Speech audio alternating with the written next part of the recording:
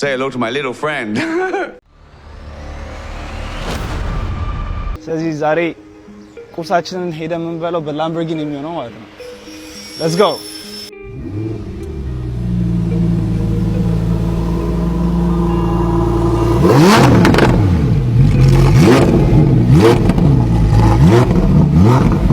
Oh guys, this is crazy. Let's go. እሺ ዛሬ ተመልካቾቻችን በዛሬው ፕሮግራም የፎሬክስ ትሬደር የሆነውን የኤክሲ ስናይፐርን የታሪክ ባጭሩን ቢሆን እናሳያችኋለን። መልካም ፕሮግራም። ላይክ ኤንድ ሰብስክራይብ ማድረግ እንዳረሱ። ፒስ።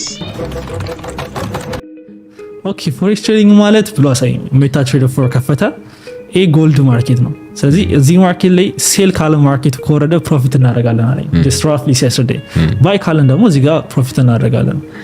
ኦኬ እስቲ ባይ ብለው እና ፕሮፊት አደረጋልኩት። ከዛ ኦኬ ላሳይ ብሎ ባይ ብሎ ከፈተ ፕሮፊት አደረገ። ሴል ብሎ ከፈተ ፕሮፊት አደረገ። እንዴ ግራ ተጋባው። እንደዚህ ይቻላል? እሺ እዚህ ጋር ወንድማችን እንደሚለን ከሆነ ባይ ሲሉም እያተረፉ ሴል ሲሉም እያተረፉ ከሆነ እነሱ ለምን ድርጅት ከፍተው እናንተ ማስተማር ይፈልጋሉ? at any given time ላይ እስቲ ቆይ ላሳይ ክራን ለሰው ብላችሁ አንድ ጊዜ ባይ ስትሉ ታተርፉ ከሆነ ሴል ስትሉ ታተርፉ ከሆነ ቤታቸው ቁጭ ብለው ገንዘብ አይሰሩም ወይ? ድርጅት ከፍተው ለምን ለእናንተ ማስተማር ይፈልጋሉ? ይህንን ጥያቄ ለእናንተ ልተው። በነገራችን ላይ ኤክሲ ስናይፐር የውሸቱ ንጉስ ውሸቱ በዚህ ብቻ አላበቃም። እስቲ እዚህ ፖድካስት ላይ ሌላ አውርቶት የነበረውን ነገር መለስ ብለን እንስማ። ችግር ክሬት ታደርጋለህ፣ ፎሎወር ትጨምራለህ፣ እንትን ታደርጋለህ፣ ፎሎወር ጨምራለሁ፣ ከዛ ሸጠዋለሁ ማለት ነው። ግን በዩቲዩብ ሾርትም ገንዘብ ሰርቻለሁ፣ ግን ያን ያክል ብዙ ገንዘብ አልነበረም። የዛኔ ሾርት ፈንድ ላይ ብዙ ብር ስላላወጡ ብዙ ገንዘብ አልሰራም። ግን ፎሎወር ስለሚኖረኝ ኦኬ $400 ምሰራ ከሆነ ግን ምሸጠው ደግሞ $600 ከሆነ ኢትስ ጉድ፣ ምሸጠው የተሻለ ነው ማለት ነው። እሺ እንግዲህ ወንድማችንን እንደሰማችሁት ነው። እሱ እንዳለው ከሆነ በዩቲዩብ ሾርት ከ$400 እስከ $600 ይሰራ ነበር። ግን ይሄንን ትቶ ወደ ዲሊቨሪ ስራ ገባው ይላል።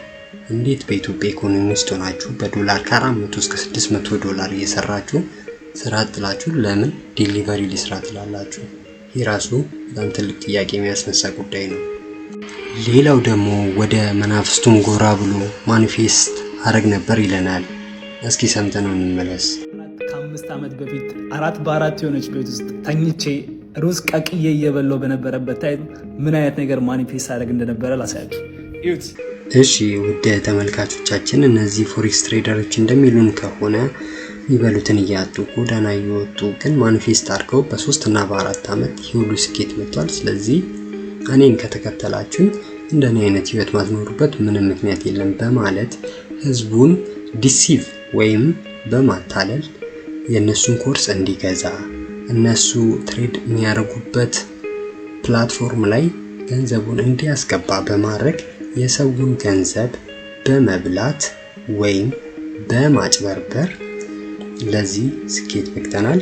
እናንተም እኛን ሆኑ እኛን ተከተሉ ብለው በእናንተ ገንዘብ ስኬታማ ህይወት እየኖሩ ነው ያሉት እና ነቃ ድንገት ብላችሁ የምትከተሉትን ሰው ማንነቱን ከዚህ በፊት የነበረውን ህይወት ቼክ እያደረጋችሁ ስትራቴጂ ብቻ ሳይሆን ህይወት ላይ ብዙ መማር ይቻላልና ያንን በደንብ ቼክ አድርጋችሁ የምትከተሉትን ሰው ምረጡ እላለሁ።